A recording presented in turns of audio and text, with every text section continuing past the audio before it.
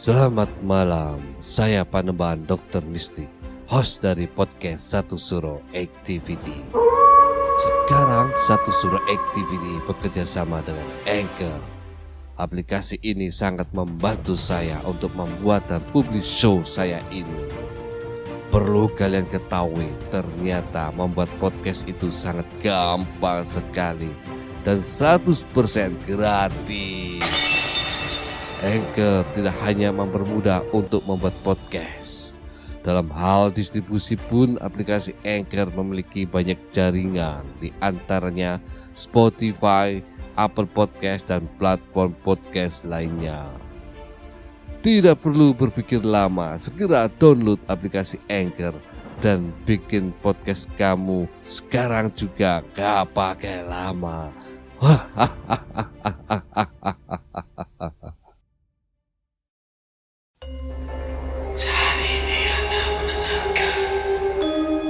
Podcast Satu Suro bersama Mistik.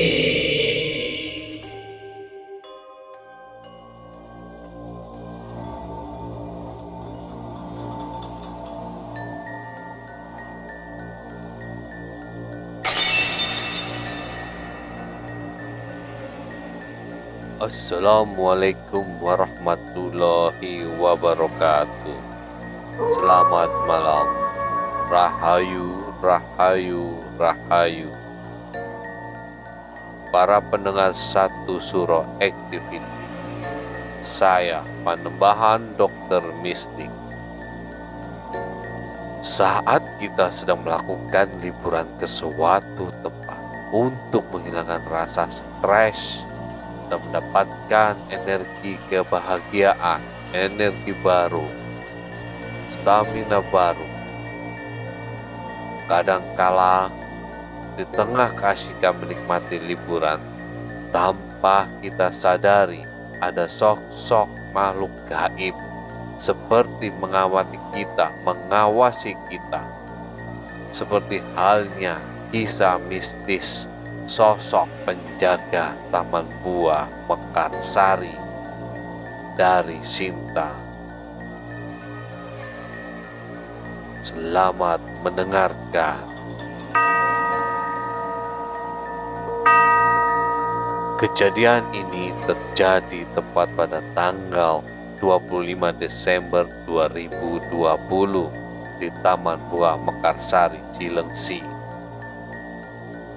Karena wisata ini akan resmi ditutup pada tanggal 1 Januari 2021. Jadi aku dan keluarga sepakat berwisata ke sana untuk kenangan yang terakhir di tempat itu. Semua berjalan seperti biasa. Aku datang memesan tiket Rp50.000 per orang. Sudah termasuk tiket paket ternak kelinci dan kereta keliling. Setelah itu kami masuk ke dalam. Kalian tahu apa kesan pertama yang ada di benakku? Ya, aku bilang dalam hatiku, kok sekarang beda ya? Horor banget rasanya. Baru masuk udah dingin, begini hawanya. Pasti banyak hantu-hantunya nih, karena udah gak keurus. Akhirnya kita mengabadikan setiap momen foto kita di setiap tempat. Sampai akhirnya kita sampai di air terjun ini. Mataku langsung tertuju pada ruangan lantai dasar karena aku melihat dua sosok anak kecil sekitar umur 2 tahun sedang bermain di sana. Aku bergumam heran menatap mereka sembari bicara dengan mama. Itu di dalam ada anak kecil 2 sih masih main sepeda sambil kejar-kejaran. Anak siapa ya? Kan di sini gak ada siapa-siapa. Masa sih anak sekecil itu bisa main-main ke sini? Tapi semakin bertatap anak kecil itu menghilang dan aku refleks bilang, "Ah, kok hilang mah?" Mama hanya mengiyak. Mama hanya mengiyakan tapi sibuk melihat ponselnya. Aku bergumam lagi dalam hati. Paling perasaanku saja. Hari mulai sedikit gelap. Jam menunjukkan pukul 16:10 waktu Indonesia Barat. Dan 20 menit lagi tempat itu akan ditutup. Ayo mah, pa, udah mau tutup nih. Kita belum naik keretanya. Ayo. Dan akhirnya karena hari sudah sore, kita bertiga pengunjung terakhir yang naik kereta itu. Posisi mama dan papa ada di belakang supir, dan aku di bangku kedua di belakang orang tuaku. Aku duduk sendirian, memastikan bahwa tidak ada orang lain lagi selain kami bertiga. Abang supir berkata, "Kok baru pada naik, Bu? Pak, bertiga doang. Udah sore nih, gak apa-apa ya kita muter aja melewati danau."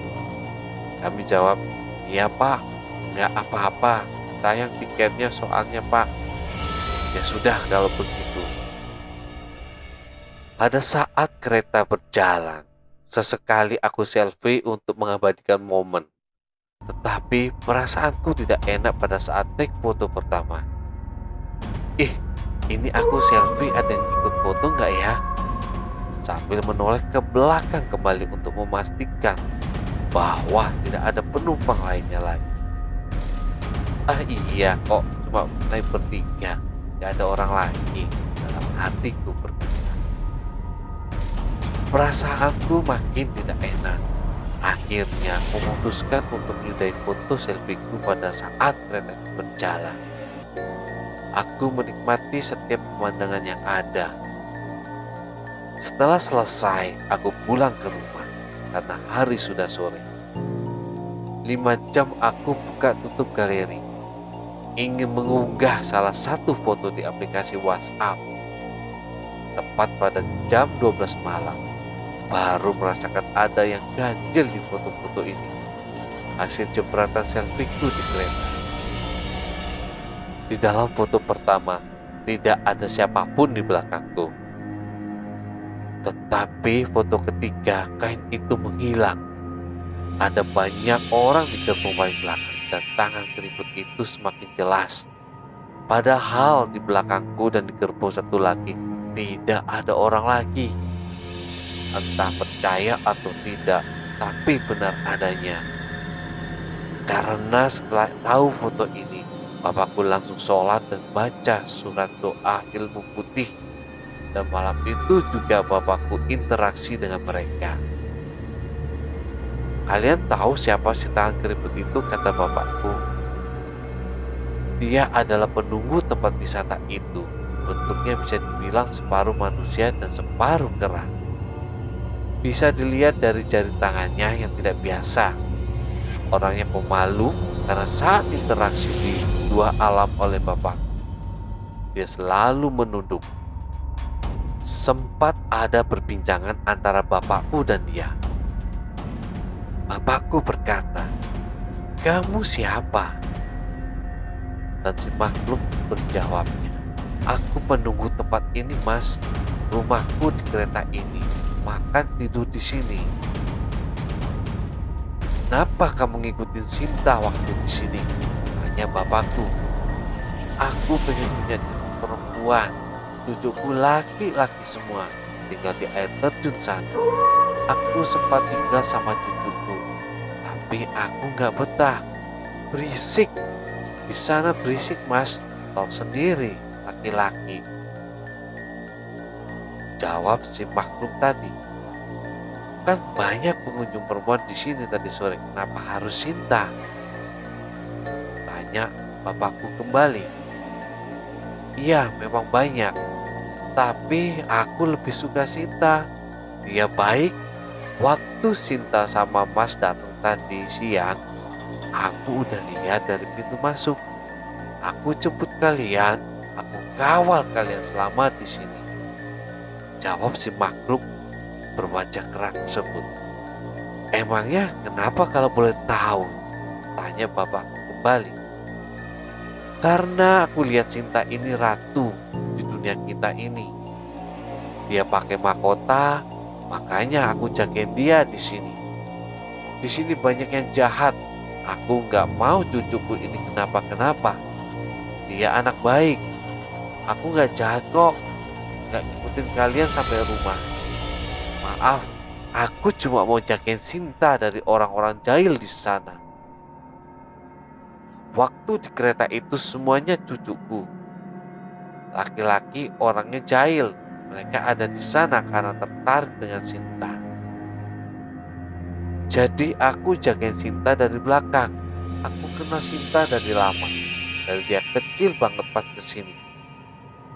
Setiap dia kesini, aku jagain dia sampai sekarang. Pasti tadi kalian pulang, aku juga ada di belakang Sinta mengawal sampai parkiran. Aku cuma mau pesan, tolong jagain Sinta. Dia anak baik.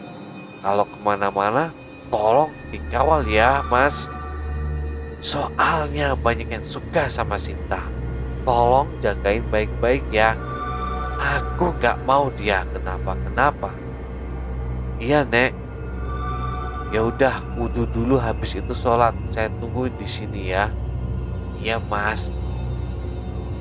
Bergegas wudhu dan sholat.